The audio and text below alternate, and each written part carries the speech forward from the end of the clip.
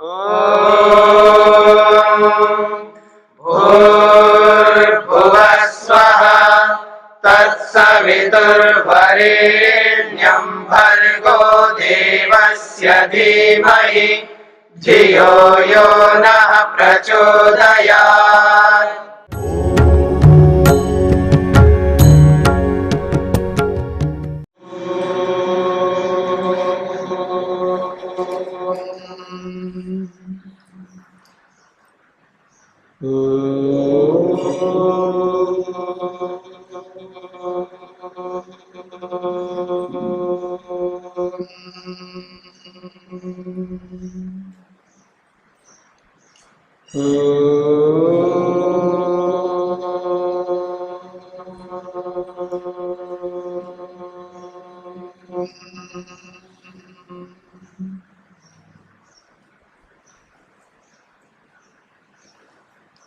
सांख्य कारिका का दूसरा दिन, पृष्ठ संख्या 33, श्लोक संख्या 7।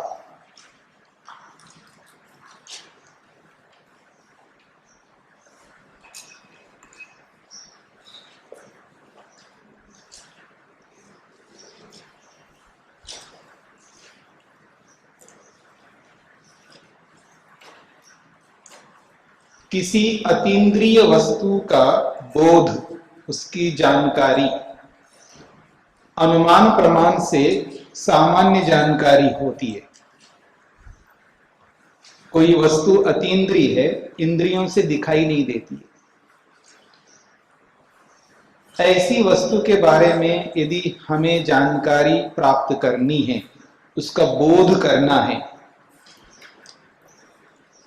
उसके दो उपाय हैं। एक अनुमान प्रमाण के माध्यम से हम उसका बोध करते हैं, उसकी जानकारी करते हैं। लेकिन जो अनुमान प्रमाण से जानकारी प्राप्त होती है वो सामान्य जानकारी प्राप्त होती है।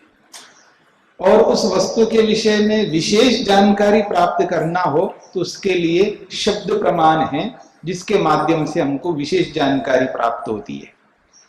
जैसे कि ईश्वर को जानना है, ईश्वर की सत्ता को स्वीकार करना है, ईश्वर की विद्यमानता को अनुभव करना है, तो सामान्य तो दृष्ट अनुमान से हम ईश्वर की सत्ता का बोध करते हैं, उसका ज्ञान करते हैं।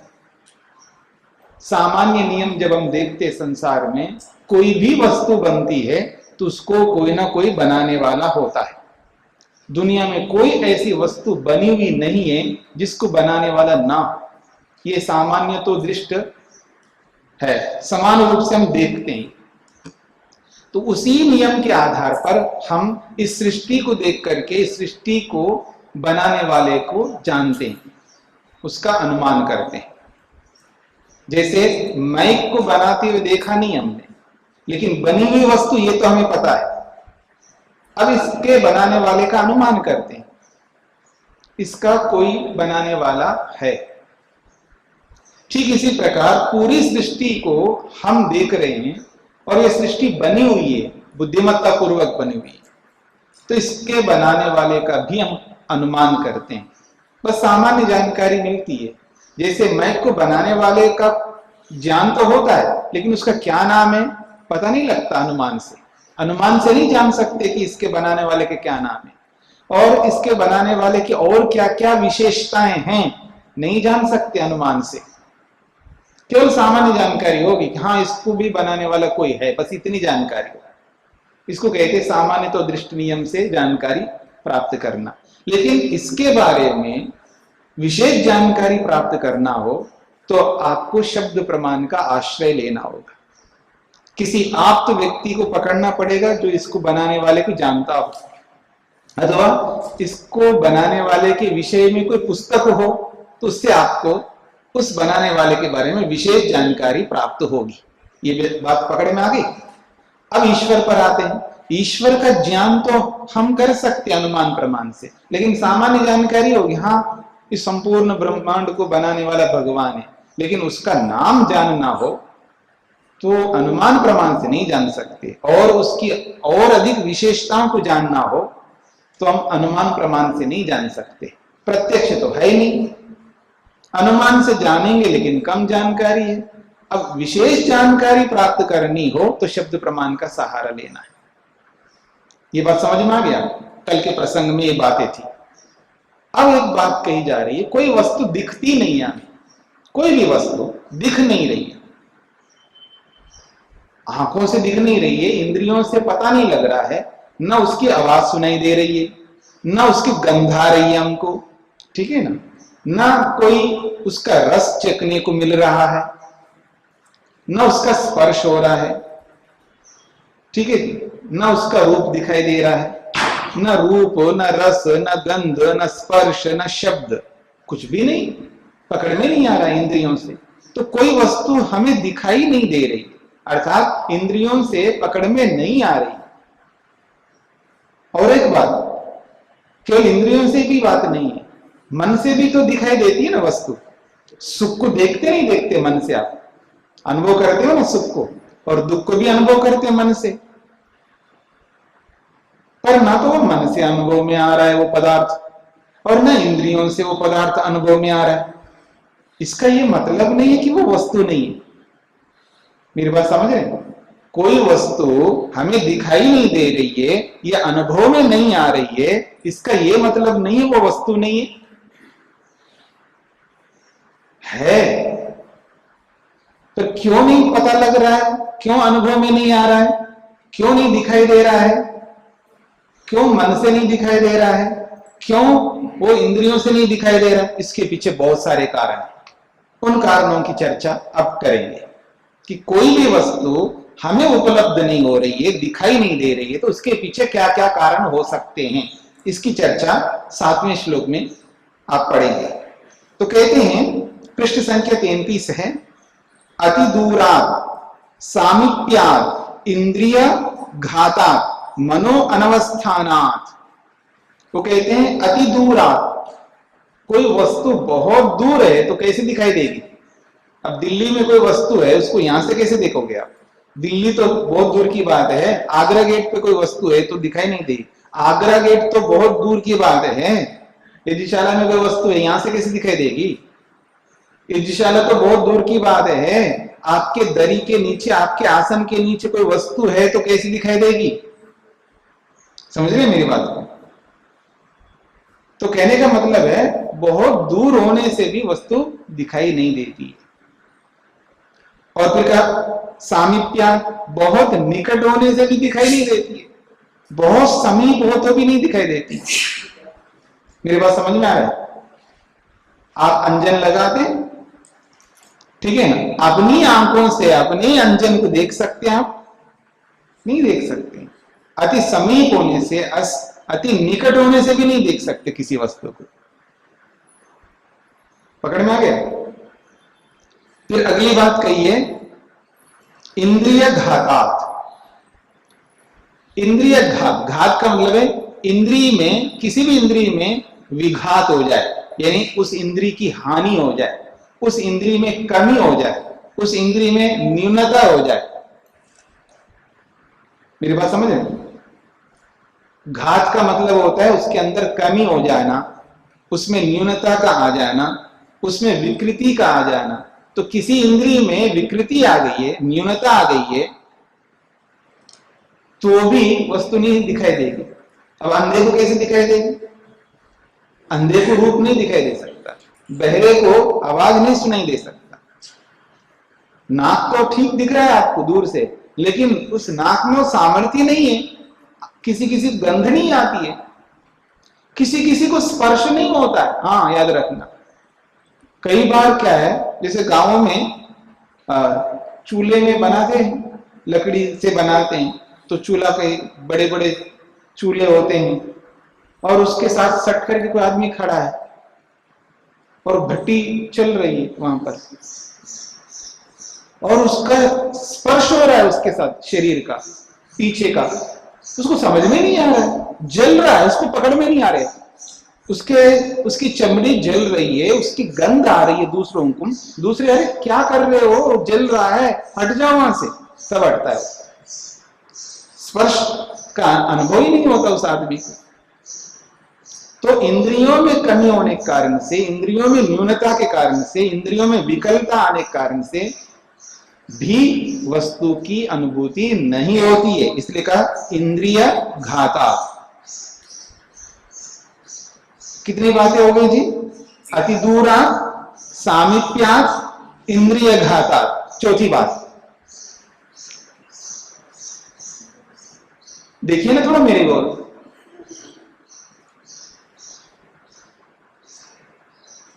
ऐसी स्थिति में खड़ा कोई आदमी, ठीक है, और उसके सामने एक आदमी आया, उसी का पहचान का, उसका भाई, उसका कोई भी संबंधी, थोड़ी देर खड़ा है, नमस्ते कर रहा है, कुछ बोल रहा है, सुन नहीं रहा आदमी, बस ऐसे खड़ा है। अरे बोलता नहीं आदमी, क्या बात है? नमस्ते का उत्तर नहीं दे रहा है, हाँ, कुछ नहीं बोल रहा है, क्या बात है?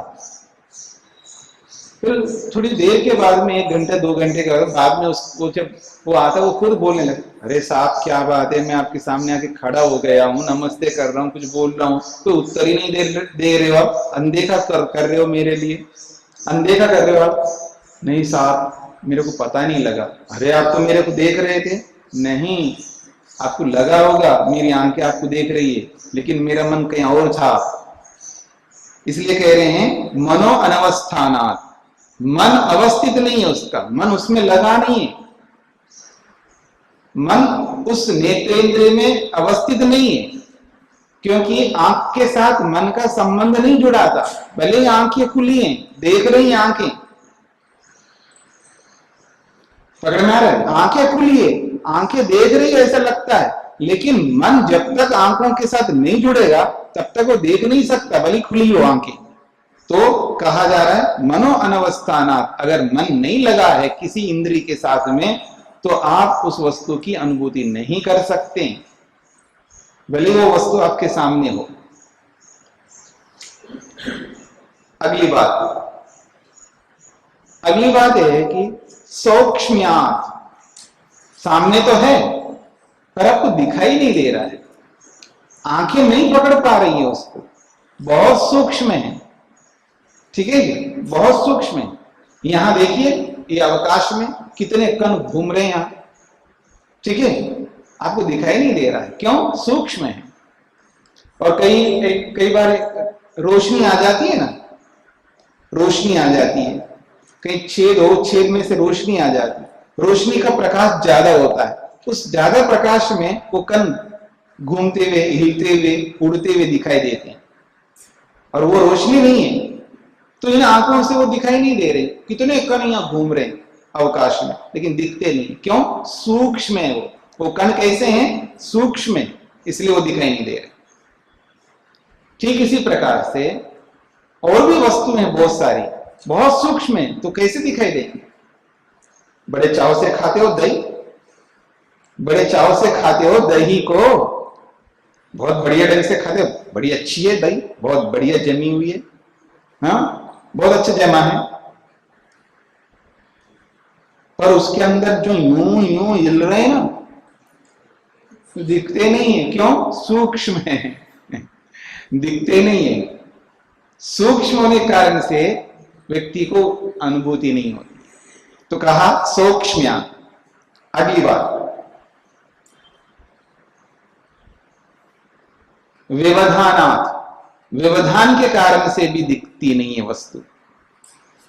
व्यवधान का मतलब दीवार का व्यवधान आ गया, रुकावट, व्यवधान का मतलब है रुकावट, किसी के रुकावट से कोई वस्तु दिखाई नहीं देती है, दीवार का व्यवधान है, हाँ? और किसी न किसी का व्यवधान है, मेरे पीछे आपको नहीं दिखाई देगा उतने भाग व्यवधान है, मैं रोक रहा हूं, मैं व्यवधायक हूं, ठीक है। ऐसे बहुत सारे रुकावट हैं, उन रुकावटों के कारण से उन वस्तुओं को हम देख नहीं पाते, कहीं दीवार का रुकावट है, कहीं किसी का रुकावट है, कहीं किसी का रुकावट है, बहुत सारे रुकावट है, बहुत सारे व्यवधान है, इसलिए हम उसको देख नहीं पाते, ठीक है जी। व्यवधान। फिर अभिभवात, अभिभव कहते हैं दबने के कारण से, बड़ी वस्तु छोटी वस्तु को दबा लेती है। अब सूर्य ने सब नक्षत्रों को दबा रखा है, अब नहीं देख सकते। अभिभवा, मेरी बात समझ में आ रही है? सूर्य ने नक्षत्रों के सभी प्रकाशों को दबा लिया। अब इस सूर्य के कारण से आकाश में सारे नक्षत्र वैसे के वैसे हैं, वैसे टिमटिमा रहे हैं। नक्षत्र जो है ना वैसे टिमटिमा रहे हैं जैसे रात में टिमटिमाते हैं, लेकिन नहीं देख सकते। क्यों? इस सूर्य ने उनको दबा दिया। इसलिए बड़ा व्यक्ति छोटे व्यक्ति को दबा लेता है, इसलिए वो बेचारा दिखता नहीं है। बड़ी वस्तु छोटी वस्तु को दबा लेते हैं, तो अभिभव के कारण से, दबने के कारण से भी दिखाई नहीं देता। स्पष्ट हो गई? अगली बात कहते हैं समान अभिहाराच। समान अभिहार, समान अभिहार कर ले, समान पदार्थों के मिलने से भी वस्तु दिखाई नहीं देती। बस समझ में आई? समान वस्तुओं का मेल जब होता है, एक जैसे पदार्थों का जब मेल होता है तो हमको दिखाई नहीं देता। पकड़ में आया? क्या पकड़ में आया? यहां 1 किलो गेहूं डाल के रख दो, एक ढेर करके, ठीक है ना। 5 किलो गेहूं का ढेर लगा दो, ठीक है ना। और एक मुट्ठी जो है गेहूं ले आओ बाहर से और जगह से, और उसमें डाल दो। वो कौन से गेहूं है पकड़ में आएगा आपको? क्यों? समान पदार्थों का मेल हो गया। समान पदार्थों का मेल होने से वो अलग दिखाई नहीं देंगे। बात समझ में आ रही है? मान लीजिए आप 10 किलो आम ले आए, दशहरी आम ले आए 10 किलो। हाँ जी, मेरे पास भी 4-5 आम हैं, उसको मिला दीजिए, सबको बांट दो। तो मैंने मिला दिया, अब आप पता नहीं लगा सकते उसमें। समझ में? समान पदार्थों का जब मेल होता है तो पकड़ में नहीं आता। एक गिलास पानी लाओ और उस एक गिलास पानी में डिस्टिल वाटर भी होता है ना, उसका एक बूंद ऐसे डाल दो उसमें, अब उसको पता नहीं लगा सकते ये कौन सा बूंद है इसमें, इतने पानी में। तो समान पदार्थों का जब मेल होता है तो भी हमें पकड़ में नहीं आता है। यह है समान अभिहाराच। तो कितने कारण हो गए? 8 कारण हो गए। इन 8 कारणों से कोई वस्तु उपलब्ध नहीं होती है, इसका यह अर्थ नहीं है कि वो वस्तु नहीं। कई लोग कहते हैं जी कि ये तो होता ही नहीं है, ये तो होता ही नहीं है, ये तो है ही नहीं है। कोई कहता भगवान नहीं है, कोई कहता है स्वर्ग नहीं है, कोई कहता है मुक्ति नहीं है, कोई कहता है पुनर्जन्म नहीं है, कोई कहता है ये नहीं है, कोई कहता वो नहीं है। अरे भले आदमी, ये नहीं वो नहीं, क्यों नहीं है? उसके पीछे कारण बताओ। और हम बताते हैं, उसके पीछे हम कारण बताएंगे आपको। ठीक है जी? अनुभव करने का सामर्थ्य भी तो होना चाहिए आपके पास में। अनुभूति के कारणों को आपको पकड़ना पड़ेगा, अनुभूति के कारणों को इकट्ठा करना पड़ेगा। मेरी बात समझ में आ रही है? मतलब जो ये 8 कारण बताए गए हैं ना, इन 8 कारणों को पहले समझ लो आप। भाई वस्तु दिख नहीं रही तो किस कारण से दिखती नहीं है ये तो पता लगे पहले हमें। भाई कोई वस्तु दिखाई नहीं दे रही है तो भाई क्यों नहीं दिखाई दे रही है वस्तु, उसके पीछे क्या क्या कारण हो सकते हैं, उन सारे कारणों को पहले समझो। और समझ करके ये जो वस्तु दिखाई नहीं दे रही है, इस वस्तु के न दिखाई देने में इन 8 कारणों में से कौन सा कारण है वो पकड़ो और उस कारण को हटा दो। पकड़ में आ गई वस्तु? समझ में आ गई? पकड़ में आ गया? स्पष्ट हो गई जी बातें? अब कई लोग बोलते रहते अगले जन्म को किसने देखा, किसने देखा। अरे भले आदमी, अगले जन्म को किसने नहीं देखा ये बताओ? मैं कहता हूं सभी ने देखा। कोई ऐसा आदमी नहीं जो अगले जन्म को नहीं देखता हो, सब देखते हैं, फिर भी बोलते नहीं देखा नहीं देखा नहीं देखा, रट्टा लगाते रहते। क्यों? उसको ये समझ में नहीं आता है ना, उसको ये समझ में नहीं आता, कारणों के बारे में उसको पता नहीं है, बोध नहीं है। इसलिए हम लोग कहा करते हैं शास्त्रों को पढ़ो, खाली मत बैठो, टाइम वेस्ट मत करो, इधर उधर समय बिताओ नहीं, और ऐसे कार्यों में समय मत बिताओ जिन कार्यों में समय बिताने से हमारा अमूल्य समय व्यर्थ हो रहा है। मेरी बात को थोड़ा ध्यान देकर के सुनो और उस पर विचार करो, मनन करो। पढ़ना भी एक बहुत बड़ा काम है, ठीक है ना। शादी में जाना भी बहुत बड़ा काम है, हाँ? मतलब और भी काम करते हैं ना, वो भी काम है, ये भी काम है। दोनों में तुलना करो, कौन सा काम बड़ा है और कौन सा काम आपके जिम्मेदारी में है, ये बड़ी बात है। कोई काम छोटा बड़ा तब होता है जब वो जिम्मेदारी के ऊपर निर्भर करता है, कर्तव्य के ऊपर निर्भर करता है। यदि वो कार्य आपके कर्तव्य में है तो उससे बढ़कर कार्य दुनिया में नहीं हो सकता। यदि वो कार्य आपके कर्तव्य में नहीं है, फिर अकर्तव्य को आप करोगे और कर्तव्य को छोड़ दोगे तो भगवान आपको नहीं छोड़ सकता। मेरी बात समझना, मेरी बात पर गौर करिएगा, समझने का प्रयत्न करिएगा। भगवान जो है कभी किसी को छोड़ता नहीं। मैंने एक बात कही है, किसी भी कार्य को, किसी भी काम को छोटा बड़ा मत मान। सब कार्य अपने आप में बहुत महत्वपूर्ण है, पर जब दो काम आपके सामने आ जाए और उन दो कार्यों में से आपको एक ही करना पड़ेगा एक समय में, उसी समय में, उसी काल में दोनों में से एक ही कर पाओगे, तब आपको देखना है उन दो कार्यों में आपके कर्तव्य में कौन सा कार्य है। अगर आप अपने कर्तव्य वाले कार्य को करेंगे, वो कार्य कैसा भी हो, वो झाड़ू लगाना हो, पोंछा लगाना हो, या पढ़ना हो, ठीक है ना, या देना हो या लेना हो, चाहे कोई भी कार्य हो, यदि आपके कर्तव्य में है वो कार्य, फिर आप करते हो तो बहुत बड़ा कार्य है। अगर आपके कर्तव्य में नहीं है तो वो बहुत छोटा सा कार्य है। और उस अकर्तव्य वाले कार्य को आप करोगे तो ठीक है, कर तो लोगे, क्योंकि आपको करने में तो आपको कोई रोक नहीं सकता, आप स्वतंत्र हैं। पढ़ाई है, स्वतंत्र है, करता आपने पढ़ लिया। कर्म करने में स्वतंत्र है, सांख्य में आपने पढ़ लिया, याद रखना। कर्म करने में मनुष्य स्वतंत्र है, न ईश्वर अधीना। कर्म करना ईश्वर के अधीन नहीं है, ये आपने पढ़ लिया है। और अकर्तव्य को करोगे तो ईश्वर नहीं छोड़ेगा आपको, क्या मेरे को क्या, किसी को नहीं छोड़ेगा।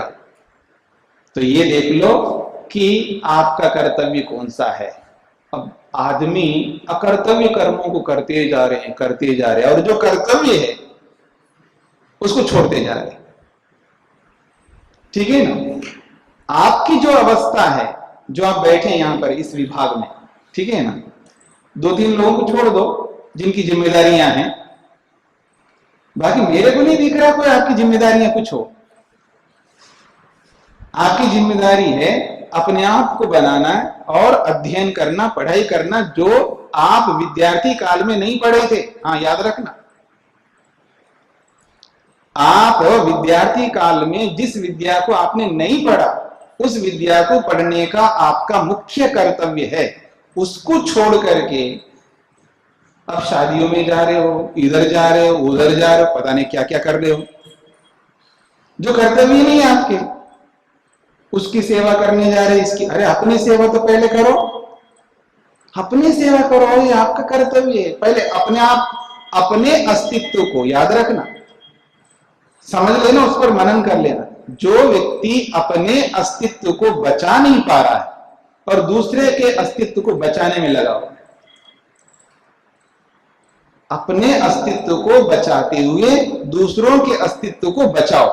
अपने अस्तित्व को मिटाते हुए दूसरे के अस्तित्व को बचाने के चक्कर में मत पड़ो। और जो कर्तव्य नहीं है उनको कर्तव्य के रूप में जो करते हो, उसके पीछे एकमात्र कारण है आपका मोह, आपका राग। हाँ, ये राग हटा दो, ये मोह हटा दो, बस फिर आप यही काम करोगे। कितनी अच्छी बातें बताई जा रही है, इसको पढ़ो और इसको अपील करो अपने जीवन के साथ में, और बहुत सारे दुखों से बचो। ठीक है जी, अब आगे बढ़ें। स्वामी जी, एक बात जी, विद्या साधन है या साध्य है? विद्या साधन है। साधन है जी, जी। अगला श्लोक है सौक्ष्म्यात् तदनुपलब्धि न अभावात् कार्यता तदुपलब्धे। प्रसंग चल रहा है प्रकृति का, अब प्रकृति के ऊपर आया। प्रसंग चल रहा है प्रकृति का, प्रकृति के ऊपर बात आ रही है कि प्रकृति क्यों नहीं दिखाई देती है। प्रकृति का मतलब सत्वर स्तंभ क्यों नहीं दिखाई देती है। तो अब इन कारणों में देखो, ये जो 8 कारण बताए उन 8 कारणों में कौन सा ऐसा कारण है जो कि प्रकृति में दिखाई नहीं देती। तो कहा सूक्ष्म्यात् तद अनुपलब्धि। प्रकृति इतनी सूक्ष्म है इसलिए वो हमको उपलब्ध नहीं होती, हमको दिखाई नहीं देती। न अभावात्, इसलिए वो नहीं दिखाई दे रही है क्योंकि वो है ही नहीं है। अभाव होने से दिखाई नहीं दे रही है ऐसी बात नहीं है।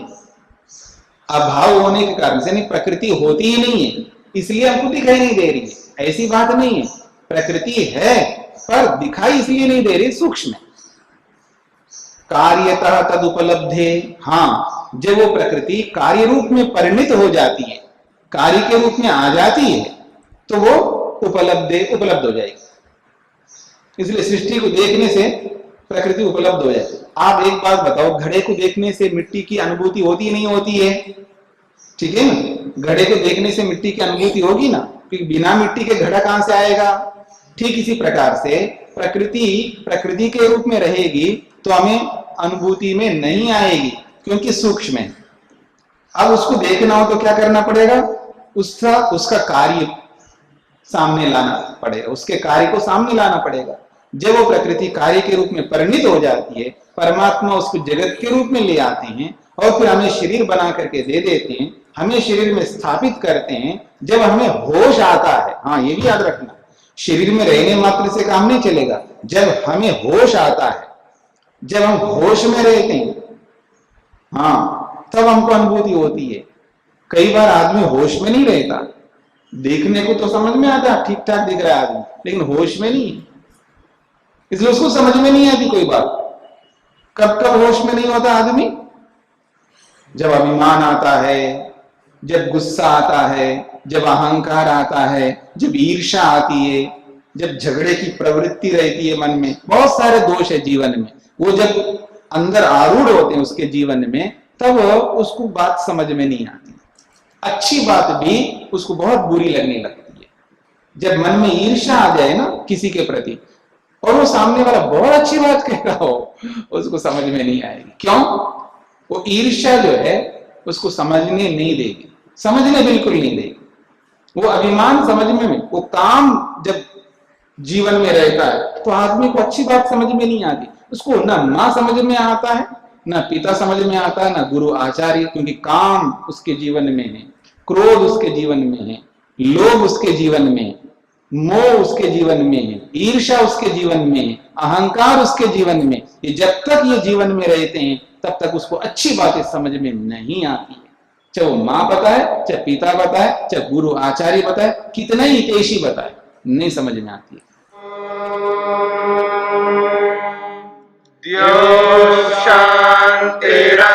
शांतिरंतरिक्षं शांतिर्पृथिवी शांतिरापः शांतिरोषधयः शांतिः वनस्पतयः शांतिर्विश्वे देवाः शांतिर्ब्रह्म शांति सर्वं शांति शांतिरेव शांति क्षमा शांतिरेधि। ओम शांति शांति शांति।